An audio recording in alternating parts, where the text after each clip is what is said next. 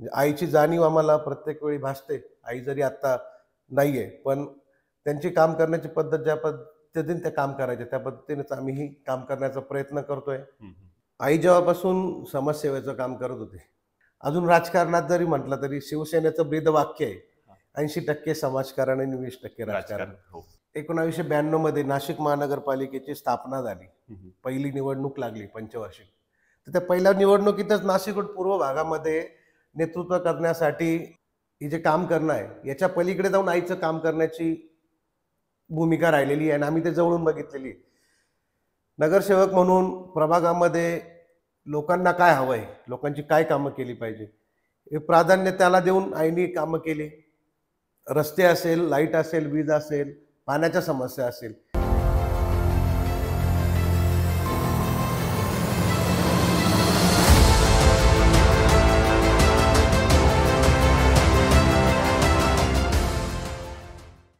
नमस्कार. आपल्या सगळ्यांचं स्वागत आहे ओव्हर अँड आउटमध्ये. मी आपला होस्ट विशाल लहाने आणि मी आज गप्पा मारतोय आपले नाशिक रोडचे युवा नेते योगेश भाऊ गाडेकर यांच्यासोबत.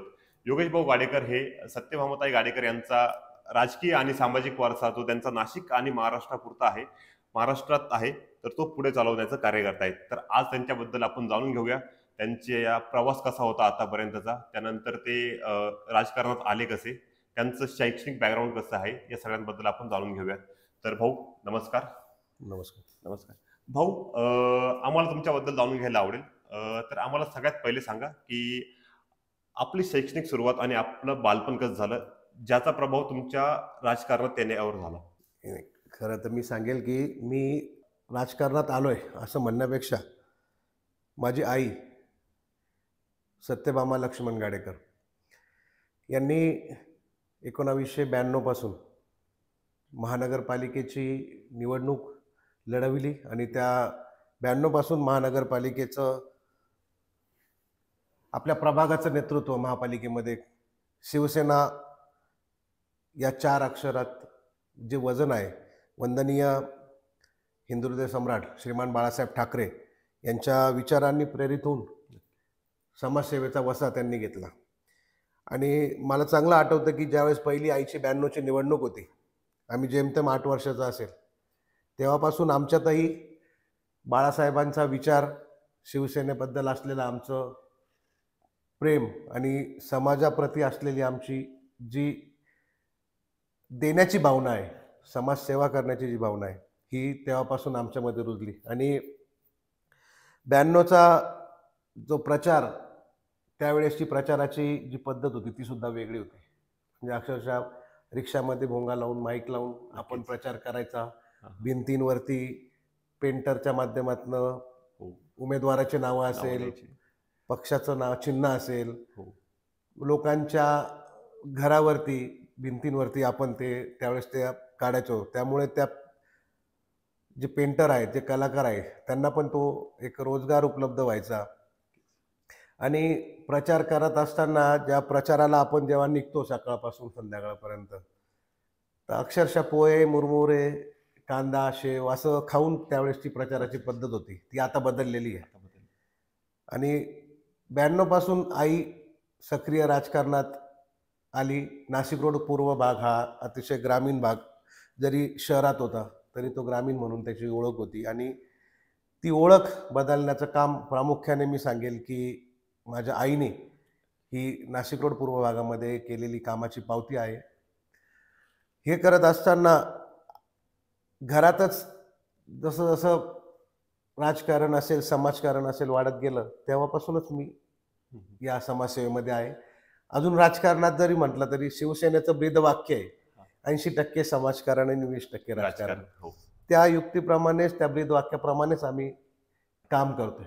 अच्छा, म्हणजे तुम्ही आपसुकच राजकारणात किंवा समाजकारणात आपसुकच आले आहे. तुम्हाला कोणी आणलं नाहीये किंवा यासाठी कोणी बाह्य मोटिवेशन? आणलं नाही म्हणण्यापेक्षा की जेव्हा 1992 मध्ये नाशिक महानगरपालिकेची स्थापना झाली, पहिली निवडणूक लागली पंचवार्षिक, तर त्या पहिल्या निवडणुकीतच नाशिक रोड पूर्व भागामध्ये नेतृत्व करण्यासाठी एक गाडेकर परिवार असेल, रौंदाळे परिवार असेल आणि त्यांची सर्व मळे परिसर असेल, आजूबाजूचा जो परिसर आहे त्यांच्याबद्दल त्यांच्याबरोबर काम करण्याची तेव्हा जी त्यावेळेसची त्यांची वृत्ती होती. त्याच्यामुळे ते एक नाव शिवसैनिकांमधूनच आईचं नाव पुढे आलं. अच्छा. आईचं नाव पुढे आल्यानंतर त्यावेळेस जरी राजकारणाचा अनुभव नसला, वारसा नसला, पण नाव आजूबाजूला असणारे लोकांचा वलय, मळे परिसर, मळेकरांची साथ, म्हणजे रेल्वे क्वार्टर परिसर असेल, स्टेशनवाडी असेल, विष्णुनगर असेल, गाडेकर मळा, खर्जूर मळा, खालकर मळा, बनकर मळा, हा जो मळे परिसर होता, हो. या मळे परिसरातील सर्व लोकांनी त्यावेळेस एकमताने आईचं नाव सुचवलं. आईचं नाव सुचवल्यानंतर त्या निवडणुकीमध्ये कुठला अनुभव नसताना कार्यकर्त्यांच्या जोरावरती निवडणूक लढवली आणि त्या निवडणुकीमध्ये आम्हाला म्हणजे यश आलंय, आम्ही आमच्या डोळ्यांनी बघितलंय. आणि तेव्हापासूनच आम्ही राजकारणात, समाजकारणात आहे. अरे. आईचं काम करण्याची पद्धत खूप वेगळी होती. हा. तिचा दरारा राजकारणात करत असताना, राजकारण करत असताना एक अधिकाऱ्यांमध्ये असेल किंवा लोकांमध्ये असेल, एक आदरयुक्त दरारा पण होता आणि काम करण्याची आईची जी शैली होती ती खूप वेगळी होती. त्यामुळे आज म्हणजे आईची जाणीव आम्हाला प्रत्येक वेळी भासते. आई जरी आता नाहीये, पण त्यांची काम करण्याची पद्धत ज्या पद्धतीने त्या काम करायचे त्या पद्धतीनेच आम्हीही काम करण्याचा प्रयत्न करतोय. तर मी थोडा तुमच्या पर्सनल आयुष्याकडे येतो आणि मला हे जाणून घ्यायला आवडेल की आपलं महाविद्यालयीन शिक्षण कुठे झालं आणि नंतर त्या शिक्षणाचा वापर आता राजकारणात कसा होतोय? वडील हे करन्सी नोट नोट प्रेसमध्ये आणि त्यांचा शेतीसोबत दुधाचाही व्यवसाय होता. त्यावेळेस परिस्थिती एकदम हलाख्याची होती. पण आम्ही नाशिक रोड जिमखाना येथे म्हणजे आपला नोट प्रेसच्या बाजूला जो ISPचा कारखाना होता, त्याच्या बाजूला एक वनिता विकास मंडळ ही मराठी मीडियमची शाळा होती आणि प्रामुख्याने त्या ठिकाणी जे प्रेस कामगारांचे मुलं आहे तेच मुलं त्या शाळेत असायचे. कमी फीमध्ये जेमतेम आई वडिलांना आम्हाला इंग्लिश मीडियममध्ये शिकवायची इच्छा होती, पण परिस्थिती नव्हती. त्या परिस्थितीनुसार आम्ही मराठी मीडियममध्ये शिकलो. 1ली ते 10वी मराठी मीडियममध्ये शिकलो तिथे. ते 10वीचं शिक्षण तिथे पूर्ण केल्यानंतर 11वी ते ग्रॅज्युएशनपर्यंत मी आपल्या नाशिक रोड बिटको कॉलेज आपण ज्याला म्हणतो, हा. त्या नाशिक रोड गोखले एज्युकेशनच्या नाशिक रोड कॉलेजमध्ये पूर्ण ग्रॅज्युएशनपर्यंत शिक्षण घेतलं. आणि आईवडिलांचं जे स्वप्न होतं त्यांनी जरी आम्हाला इंग्लिश मीडियममध्ये शिकवलं नाही, पण 11वी नंतरचं शिक्षण मी हे सगळं इंग्लिश मीडियममध्ये केलं. आणि नक्कीच. शिक्षणासोबतच हे सांगेल की त्यावेळेस मी ॲपटेक हे कम्प्युटर इन्स्टिट्यूट होतं, त्यामध्ये 2 वर्षाचा त्यांचा जो सॉफ्टवेअर इंजिनिअरिंगचा कोर्स होता तो देखील पूर्ण केला. त्याचसोबत वडिलांचा दुधाचा व्यवसाय होता, त्यामुळे शिक्षण घेत असताना मी जो दुधाचा व्यवसाय वडिलांचा होता तो 2 वर्ष केला, सांभाळला.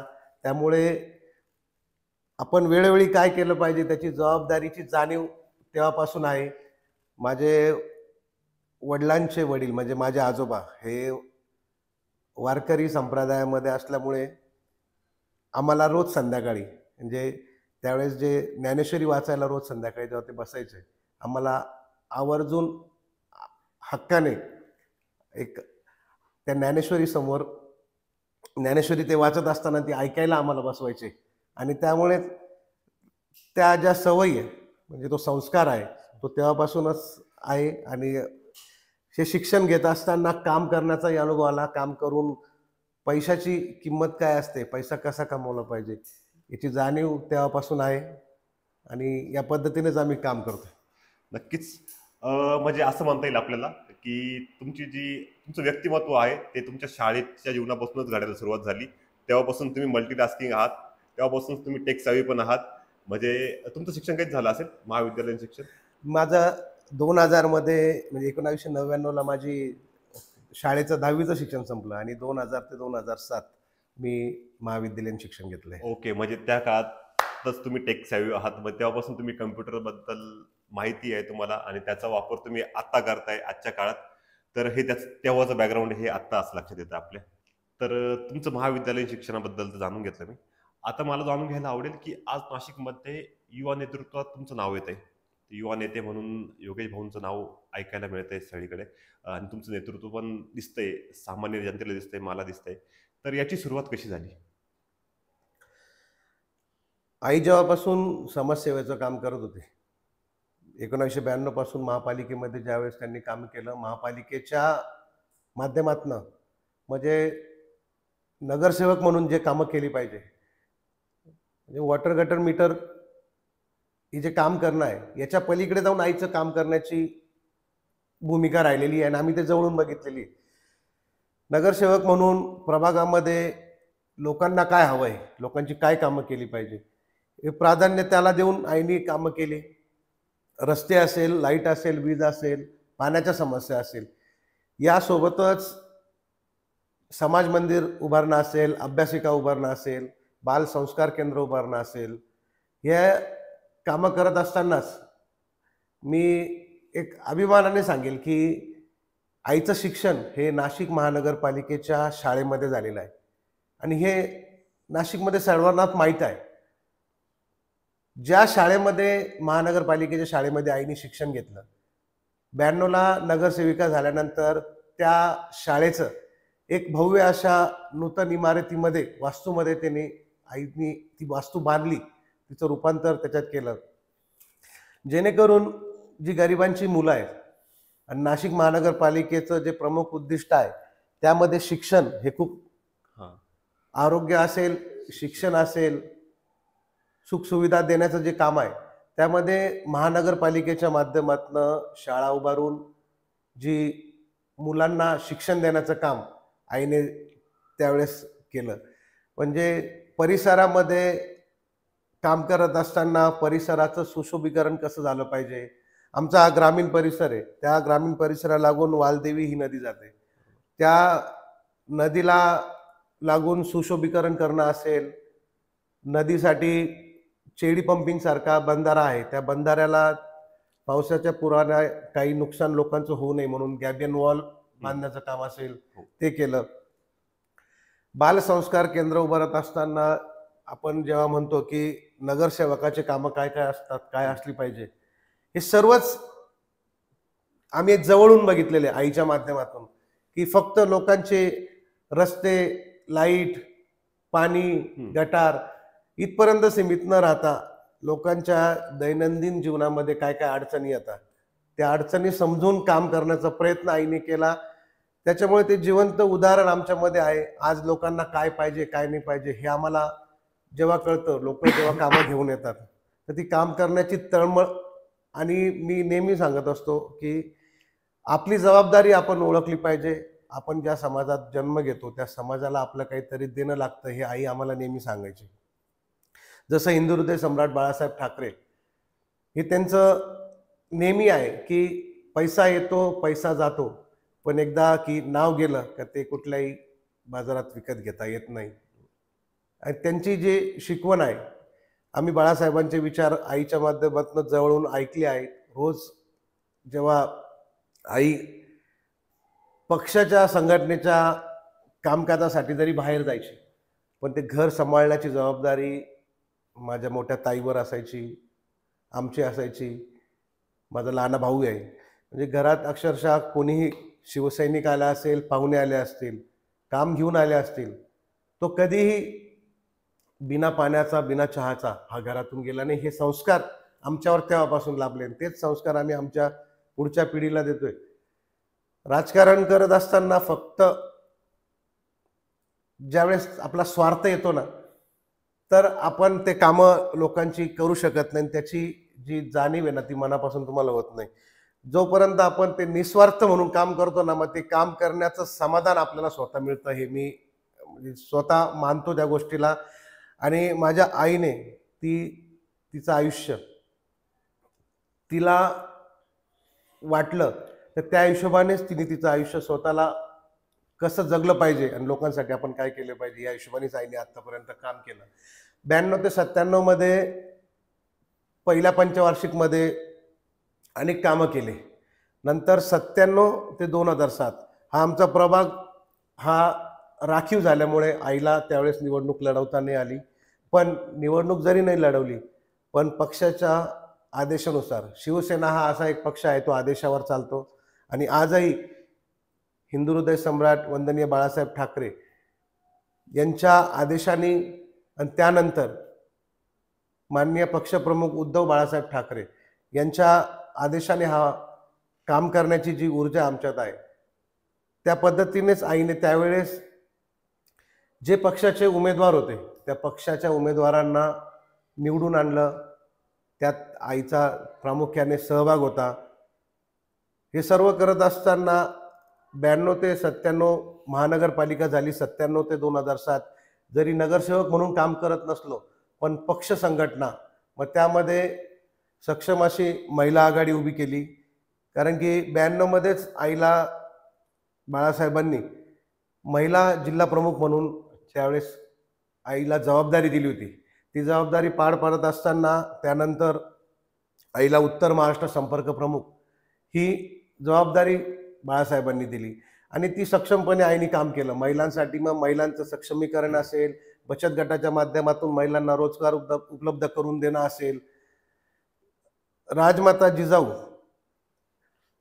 क्रांतीज्योती सावित्रीबाई फुले,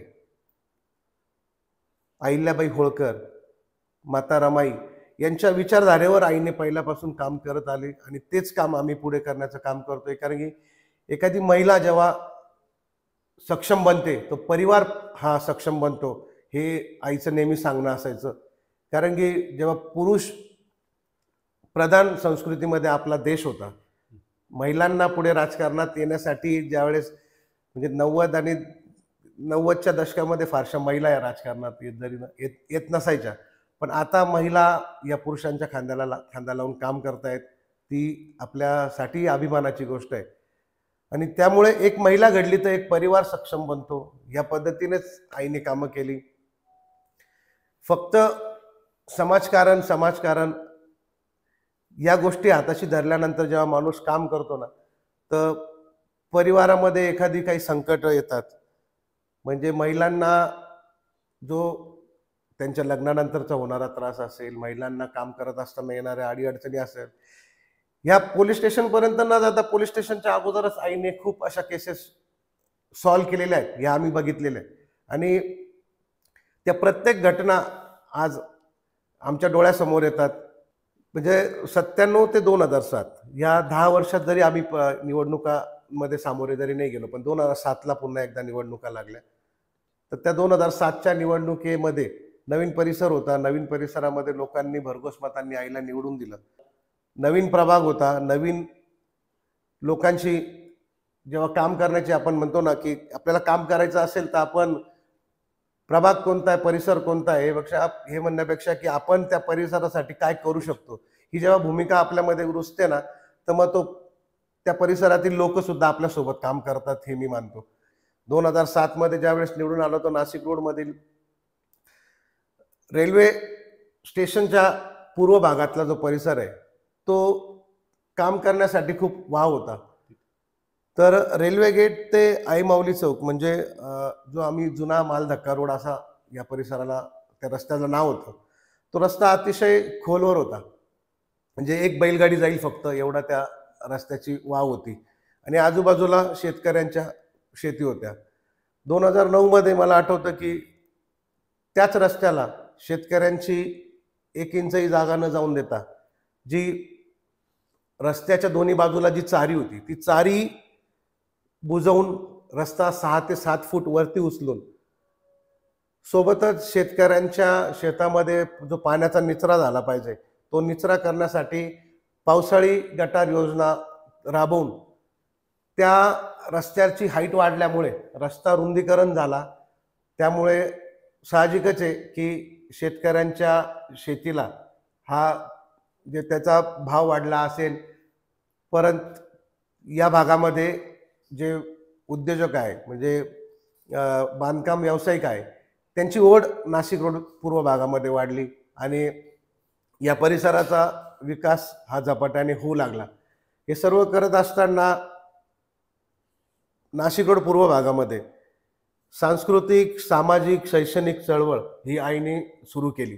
म्हणजे त्यामध्ये मी सांगेल की आमचं श्री सप्तशृंगी कला क्रीडा व सांस्कृतिक मित्रमंडळ आहे. 1995ला त्या मंडळाची स्थापना या नाशिक रोड पूर्व मळे भागातील सर्व आमच्या ज्येष्ठांनी केली आणि आज त्या मंडळाला 30 वर्ष होत आहे.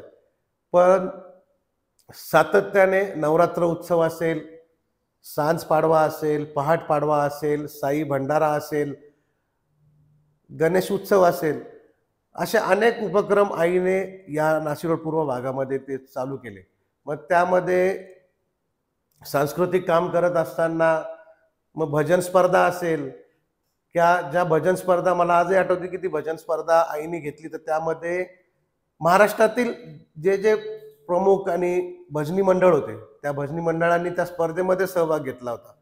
शिवसेना महिला आघाडीच्या वतीने ती त्यावेळेस भजन स्पर्धा, म्हणजे आईच्या कल्पना ह्या खूप वेगळ्या होत्या. आम्ही जेव्हा विचार करायचो बघायचो ना, की आम्हाला पण प्रश्न पडायचा की आई ही कशी करते, सुस्त कसं आहे. पण तिचे विचार खूप वेगळे होते. त्या पद्धतीनेच आम्ही काम करण्याचा प्रयत्न करतोय. 2007 ते 2012 या कालखंडामध्ये, या कालावधीमध्ये महानगरपालिकेच्या माध्यमातून परिसरामध्ये खूप कामं केले. सोबतच शतायुषी ज्येष्ठ नागरिक संघ, म्हणजे या भागामध्ये जेव्हा ज्येष्ठ नागरिक काम करायचे तर असायचे, तर त्यावेळेस आईला सुचलं की यार आपण या ज्येष्ठांसाठी काहीतरी केलं पाहिजे, कारण की त्यांच्यापासूनच आपण शिकतो. त्यांनीच आपल्याला या समाजामध्ये काम कसं करावं, आणि जेव्हा त्यांचं आयुष्य ते जगून झाल्यानंतर जेव्हा त्यांची ती आयुष्याची दुसरी फळी ते जेव्हा जगताय, तर त्यांच्यासाठी पण काही केलं पाहिजे म्हणून शतायुषी ज्येष्ठ नागरिक संघाची स्थापना त्यावेळेस केली. आणि त्या माध्यमातून मग त्यांना सहल असेल त्यांची, त्यांच्यासाठी एक आधार म्हणून लाठी वाटप असेल, चष्मा वाटप असेल, त्यांच्या आरोग्याची तपासणी असेल, हे कामं ज्येष्ठांना सोबत घेऊन केले. हास्य क्लबच्या माध्यमातून रोज संध्याकाळी जे जॉगिंग ट्रॅकला फिरायला जाणारे नागरिक आहे त्यांना सोबत घेऊन हास्य क्लब जेव्हा स्थापन झाला, तर त्या हास्य क्लबच्या माध्यमातून विरंगुळा निर्माण झाला. त्या लोकांची एकमेकांबद्दल जी बॉन्डिंग आपण म्हणतो, ती बॉन्डिंग अजून वाढत गेली. आजही आम्ही जेव्हा फिरतो तर ते ज्येष्ठ नागरिक आमच्या जेव्हा समोर येतात तर आदराने आम्हालाही ते विचारतात, आमची विचारपूस करतात. हे कामं आईने त्या जे करून ठेवलेत ना, ते प्रत्येक लोकांशी जी नाळ आईची जोडलेली आहे, ती प्रयत्न घेऊन आम्ही प्रत्येकाशी आजही तो सलोखा कायम लोकांनी ठेवलाय, आणि त्याचं एक आत्मिक समाधान आम्हाला मिळतं. म्हणून आम्ही ते, की जे तुम्ही म्हणतात की कसे आलो, तर राजकारणच नव्हे तर समाजकारण करत असताना काही वेळा राजकारण करावं लागतं. ते आईने त्या वेळेस केलेलं आहे. निवडणुकांना सामोरे जावं लागतं. जेव्हा निवडणुका आपण सामोरं जातो तर निवडणुकांमध्ये थोडं राजकारण होत असतं, पण एखादा माणूस जेव्हा समाजकारण करत असताना त्यांना माहिती आहे की हा लोकांसाठी काहीतरी करतोय, ही व्यक्ती काहीतरी लोकांसाठी करू शकते, यांच्यामध्ये ती क्षमता आहे, तर लोक आपोआपच पाठीमागे असतात. आणि 2012 आलं. 2012च्या निवडणुका जेव्हा लागल्या त्यावेळेस महानगरपालिकेची ही 2ची प्रभाग रचना झाली. तर त्यावेळेस आम्हाला पराभवाला सामोरं जावं लागलं, पण त्याच्यातही खचून न जाता आईने पक्ष संघटना असेल, सामाजिक कामं असेल, हे चालू ठेवली. आणि हे सर्व करत असताना जिजामाता महिला शिक्षण प्रसारक व समाजसेवा मंडळाची स्थापना, या शिक्षण संस्थेची स्थापना आईने केलेली होती. आणि 2010ला Sadhana education English medium school junior college हे नाशिक रोड पूर्व भागामध्ये इंग्लिश मीडियमची शाळा, मी तुम्हाला सुरुवातीलाच सांगितलं होतं की आम्हाला इंग्लिश मीडियममध्ये शिकवण्याची त्यावेळेस परिस्थिती नव्हती, पण आईचा उद्देश, आईच्या डोक्यात की आम्हाला जरी नाही शिकवू शकली, पण त्या माध्यमातून जेव्हा एखादी गोष्ट हातात करायला घेतो ना, तर ती इंग्रजी माध्यमाची शाळेची सुरुवात आईने, तेव्हापासूनच आईच्या डोक्यात ते रुजलं असावं. आणि ती शाळा जेमतेम सामनगाव रोडला गाडेकर माळा येथे एक 10 ते 15 विद्यार्थ्यांपासून ती सुरू केली. म्हणजे सामाजिक, राजकीय, सांस्कृतिक आणि शैक्षणिक आणि सहकार क्षेत्रामध्ये सुद्धा आईचा कामाचा अनुभव हा आम्हाला उपयोगी पडतो. 2002 मध्ये नाशिक रोड देवळाली व्यापारी बँकेच्या संचालकपदी जेव्हा निवडणुका लागल्या होत्या त्यावेळेस आईची त्या व्यापारी बँकेतही काम करण्याची संधी, त्याच्यामुळे सहकार क्षेत्रातही आईने काम केलेलं आहे. म्हणजे आमच्या घरातच आपण जेव्हा म्हणतो ना की एखाद्या माणसाने जन्म झाल्यानंतर काय काय केलं पाहिजे, तर एक एक गोष्टी कुठलाही अनुभव नसताना, आर्थिक परिस्थिती नसताना, म्हणजे त्यावेळेस पासून जिद्द आणि स्वाभिमान अभिमान हा टिकवत ठेवून जे काम करण्याची ऊर्जा आपण जेव्हा मनात आणतो ना, तर अशक्य हे काहीच नसतं. आणि हे सर्व करत असताना ह्या चळवळीत जेव्हा आई काम केले, खास करून महिलांना या प्रवाहात आणण्याचं काम आईने खूप केलंय. आंदोलनही खूप केलेत. मग त्यामध्ये महिलांवर होणारे लैंगिक अत्याचार असेल, कॉलेजमध्ये मुलामुलींवर होणारी रॅगिंग असेल, या संदर्भातले आंदोलनं सुद्धा आईने केली आहेत. मला आठवतं की नाशिकमध्ये अवनीश एक कोचिंग क्लास होता इंग्लिश स्पीकिंगचा. तर त्यामध्ये मुलींचा म्हणजे आपण हिप्नोटाईज करून काही गैरप्रकार त्या वेळेस व्हायचे, तर त्याची एक तक्रार घेऊन आईकडे आले. तर शिवसेना महिला आघाडीच्या माध्यमातून तो इंग्लिश स्पीकिंगचा क्लास आहे, त्या क्लासचे संचालक असेल किंवा त्यांना तो जाब विचारून तो क्लास त्याच्यावर बद्दल आंदोलन असेल किंवा तो प्रकार उघडकीस आणण्याचं काम शिवसेना महिला आघाडीच्या वतीने त्यावेळेस केलं. मालेगावमधलं सेक्स स्कॅन्डल असेल, त्या सेक्स स्कॅन्डलमध्ये होणारा अत्याचार महिलांवरील तो आंदोलनाच्या माध्यमातून पुढे आणून त्या परिवाराला न्याय मिळवून देण्याचं काम केलं. असे एक ना एक अनेक उपक्रम आहे किंवा आंदोलन आहे. हे कामं म्हणजे एक फक्त नगरसेवक म्हणून प्रभागापुरतं सीमित न राहता पक्ष संघटना बांधण्यासाठी गावापाड्यात खेड्यात जाऊन संघटना तर रुजवलीच, पण संघटनेसोबत महिलांना असेल किंवा परिसरातील नागरिकांना काय पाहिजे, आपण काय देऊ शकतो, ही जी भूमिका जेव्हा एक एक करत गेल्या त्यावेळेस आम्ही देखील हे सगळं जवळून बघत होतो. हे सर्व करत असताना 12 ते 17 हा जो 2012 ते 2017 पक्ष संघटना वाढवली. पक्ष संघटना वाढत असताना शैक्षणिक क्षेत्रामध्ये सुद्धा काम केलं. आणि मला चांगलं आठवतं की ज्यावेळेस 2016 मध्ये वालदेवी नदी ही जी आपल्या या परिसरामधनं जाते, तर तिची होणारी दयनीय अवस्था हे सगळं बघता वालदेवी स्वच्छता अभियान हे हातात आईने घेतलं. आणि त्या वालदेवी स्वच्छता अभियानाच्या अंतर्गत मग वालदेवी नदी तीरी असलेल्या परिसरातील असलेल्या लोकांना सोबत घेऊन, पक्षातील लोकांना सोबत घेऊन, महानगरपालिकेच्या अधिकाऱ्यांना सोबत घेऊन वालदेवी नदी स्वच्छता तर केलीच, पण वालदेवी नदीच्या दुतर्फा जॉगिंग ट्रॅक करावा ही आईची एक संकल्पना होती. परंतु ती जॉगिंग ट्रॅक जरी झाला नसला, पण त्या नदीच्या परिसराच्या दोन दुतर्फा झाडे लावून वृक्षारोपणाचा सुशोभीकरणाचा तो एक कार्य हातात घेतलं होतं. ते पुढे त्यांनी करण्याचा प्रयत्न केला.